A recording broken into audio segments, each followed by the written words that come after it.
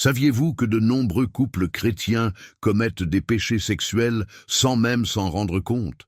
Et ce qui est encore plus choquant, ces pratiques qui semblent inoffensives ou même modernes les éloignent de Dieu et peuvent compromettre leur vie spirituelle de manière profonde. Oui, vous avez bien entendu. Ce n'est pas seulement une question de morale, c'est une question de salut. Aujourd'hui, nous allons révéler 4 péchés sexuels que de nombreux couples chrétiens commettent. Et le dernier est tellement dévastateur qu'il pourrait détruire non seulement votre mariage, mais aussi votre connexion avec Dieu. Je sais que cela peut être difficile à entendre, mais restez avec moi jusqu'à la fin. Les vérités cachées dans les Écritures vont changer la manière dont vous voyez l'intimité dans le mariage, et plus important encore, comment vous pouvez protéger votre relation par l'amour de Dieu. Et si vous n'êtes pas encore abonné à la chaîne, je vous demande de le faire maintenant. Beaucoup de personnes qui regardent des vidéos comme celle-ci ne sont pas abonnées et ratent des contenus transformateurs. Abonnez-vous et activez les notifications, car ce que vous allez apprendre ici va renforcer votre foi et protéger votre vie spirituelle. Passons maintenant au cœur du sujet. Le premier péché sexuel que de nombreux couples chrétiens commettent sans le réaliser est l'adultère consenti.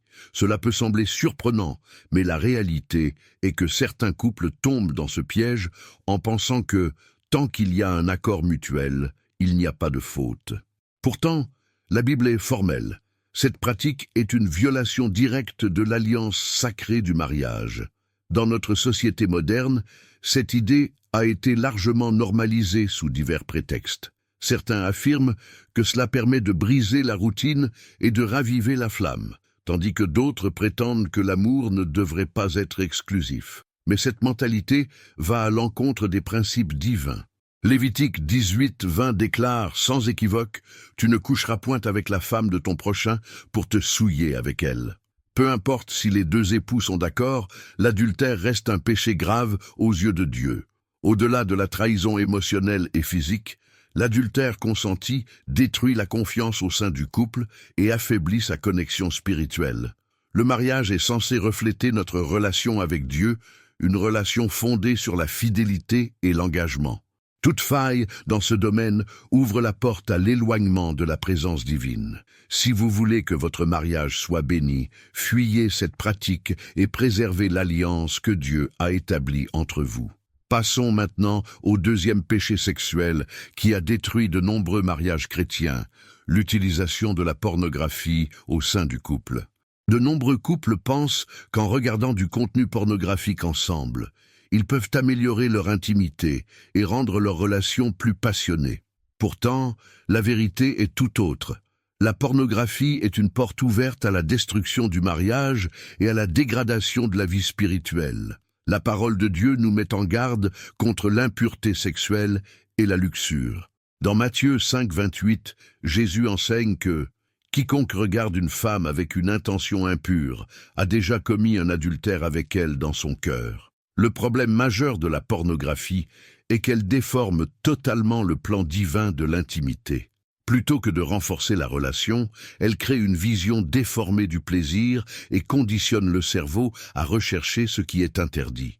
Cela mène inévitablement à l'insatisfaction au sein du mariage, engendre des comparaisons destructrices et, dans bien des cas, à l'addiction qui peut être extrêmement difficile à surmonter.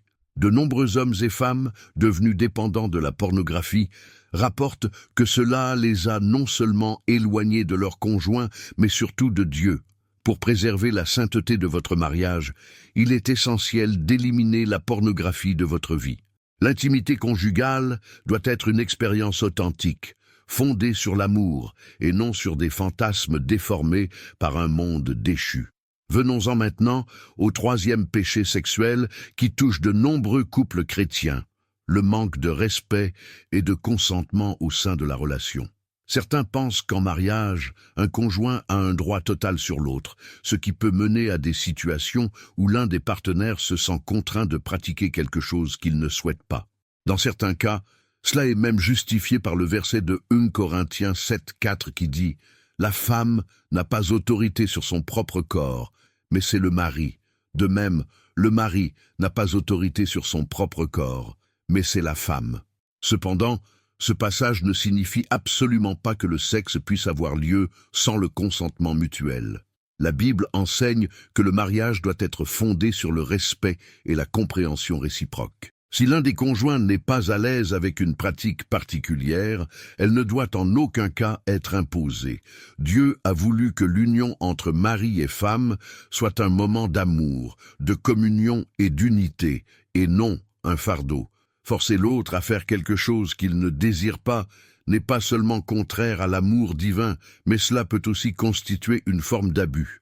Un couple chrétien doit chercher à aligner ses désirs et ses besoins avec les principes de Dieu, en respectant toujours les limites de l'autre. L'intimité conjugale ne doit jamais être un terrain de domination ou de pression, mais plutôt un lieu d'échange, d'amour et de bienveillance. Dieu a conçu le mariage pour qu'il soit un reflet de son amour pour nous, et non un champ de bataille. Enfin, abordons le quatrième et plus grave péché sexuel dans le mariage chrétien, celui qui est le plus dangereux car, en plus de détruire la relation, il peut avoir des conséquences spirituelles graves. Mais avant de le révéler, dites-moi, avez-vous déjà remarqué comment certaines de ces pratiques peuvent affecter votre vie sans même que vous en soyez conscient? Souvent, l'ennemi se sert de petites failles pour s'immiscer dans l'harmonie que Dieu a instaurée dans le mariage. Maintenant que nous avons abordé les 3 péchés sexuels qui peuvent éloigner un couple chrétien de la présence de Dieu, il est temps de vous révéler lequel est le plus grave. Ce péché ne détruit pas seulement la communion entre mari et femme, mais il crée aussi une barrière spirituelle, coupant le couple de Dieu. Si vous voulez savoir ce qu'il est et comment éviter qu'il n'affecte votre relation, restez avec moi, car ce que je vais vous dévoiler pourrait transformer à jamais votre vision de l'intimité dans le mariage. Le 4e péché sexuel est la perversion sexuelle et la déformation du plan divin pour l'intimité. Ce péché est d'autant plus grave qu'il ne se contente pas de fragiliser la relation conjugale, mais il laisse des cicatrices profondes dans l'âme et dans la vie spirituelle du couple. La société moderne pousse à la recherche du plaisir à tout prix, ignorant les principes divins concernant la sexualité au sein du mariage. Beaucoup de pratiques, qui sont jugées normales par la société, déforment en réalité le plan sacré de l'acte conjugal. Dans Romains 1, 24, nous sommes avertis des dangers de rejeter les principes de Dieu et de poursuivre des désirs déformés. C'est pourquoi Dieu les a livrés à l'impureté sexuelle, selon les convoitises de leur cœur, pour la dégradation de leur corps entre eux. Ils ont échangé la vérité de Dieu contre le mensonge, et ont adoré et servi la créature au lieu du Créateur, qui est béni éternellement. Amen. L'apôtre Paul est clair. Lorsque les gens rejettent les principes divins et se livrent à des pratiques impures, ils s'éloignent de la présence de Dieu. Et cela concerne également les couples mariés. Dieu a institué le mariage pour qu'il soit une union sainte, où le mari et la femme jouissent de l'intimité d'une manière pure et respectueuse. Mais lorsque cette union devient un terrain de pratiques déformées, le plan divin est corrompu. Malheureusement, de nombreux couples laissent les influences du monde déformer leur vision de l'intimité. Ces influences proviennent de la pornographie, des idéologies modernes et même de conseils séculiers qui ne reposent pas sur les principes bibliques. Beaucoup se sentent pressés d'expérimenter des choses qui vont à l'encontre de leur conscience et des enseignements de Dieu. Mais comment savoir si une pratique dans le mariage déplaît à Dieu? La réponse est simple, elle se trouve dans la parole de Dieu. Bien que la Bible ne mentionne peut-être pas directement chaque pratique moderne, elle nous donne des principes clairs sur ce qui est pur et acceptable aux yeux de Dieu. Dans 1 Corinthiens 6, 18, nous sommes exhortés à fuir l'immoralité sexuelle. Fuyez l'immoralité sexuelle. Tous les autres péchés qu'un homme commet sont hors du corps, mais celui qui pêche sexuellement pêche contre son propre corps. Cela signifie que nous devons toujours évaluer nos actions à la lumière de la Bible. Si une pratique dans le mariage engendre culpabilité, honte ou éloigne le couple de Dieu, c'est un signe fort qu'elle n'est pas en accord avec la volonté divine. Le mariage doit refléter l'amour du Christ pour l'Église, comme le souligne Éphésiens 5, 25. Marie, aimez vos femmes comme Christ a aimé l'Église et s'est livré lui-même pour elle. Cette vérité nous montre que l'union conjugale doit être fondée sur l'amour, le respect et la sainteté.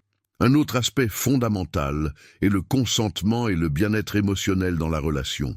Souvent, des pratiques déformées au sein du mariage amènent l'un des conjoints à se sentir mal à l'aise, voire contraint. Ce n'est pas sain, et cela ne correspond pas au plan divin pour le mariage. Le véritable amour ne force jamais, n'humilie jamais, et ne cause jamais de douleur émotionnelle ou spirituelle. Dieu a établi des limites pour protéger notre corps, notre esprit et notre âme. La société moderne veut nous faire croire que tout est permis dans le mariage, tant qu'il y a consentement. Mais cela est faux. Dieu a établi des limites pour protéger nos corps, nos esprits et nos âmes. Il veut que la relation intime entre mari et femme soit une bénédiction et non une source de destruction. Les pratiques déformées qui vont à l'encontre de son dessein ne mènent qu'à la souffrance et à la séparation. Mais vous vous demandez peut-être, et si j'ai déjà commis l'un de ces péchés dans mon mariage? La bonne nouvelle, c'est que Dieu est miséricordieux et toujours prêt à pardonner ceux qui se repentent sincèrement. La première étape pour restaurer votre mariage et votre vie spirituelle est de reconnaître l'erreur et de chercher Dieu dans le repentir. 1 Jean 1,9 nous assure que si nous confessons nos péchés, il est fidèle et juste pour nous pardonner nos péchés et nous purifier de toute injustice. De plus, il est essentiel d'amener Dieu au centre de votre mariage. Plus un couple cherche Dieu ensemble, plus leur union sera forte et moins il y aura de place pour les influences négatives. Priez ensemble, lisez la Bible et engagez-vous à la sainteté dans votre relation. Rappelez-vous que l'ennemi tentera toujours de trouver des failles pour détruire les mariages, car il sait qu'un mariage fort, aligné avec Dieu, est un outil puissant pour le royaume. Si vous et votre conjoint êtes fermes sur les principes divins, le diable n'aura aucun pouvoir sur votre union. Alors, quel péché parmi ces 4 vous a le plus choqué? Pensez-vous que vous avez commis l'un de ces erreurs dans votre propre mariage? Dites-moi ce que vous en pensez dans les commentaires. Je suis impatient de connaître votre avis et de discuter de ce sujet avec vous. Si cette vidéo vous a aidé, abonnez-vous au canal et activez les notifications pour ne pas manquer nos prochains contenus qui peuvent transformer votre vie spirituelle. Et n'oubliez pas de partager cette vidéo avec d'autres couples qui en ont besoin. Pour continuer à grandir dans la foi, regardez notre vidéo suivante, qui va encore plus loin dans la découverte des mystères bibliques. Que Dieu vous bénisse et vous garde dans son amour. À très bientôt, Mathis Lefebvre. Mathis,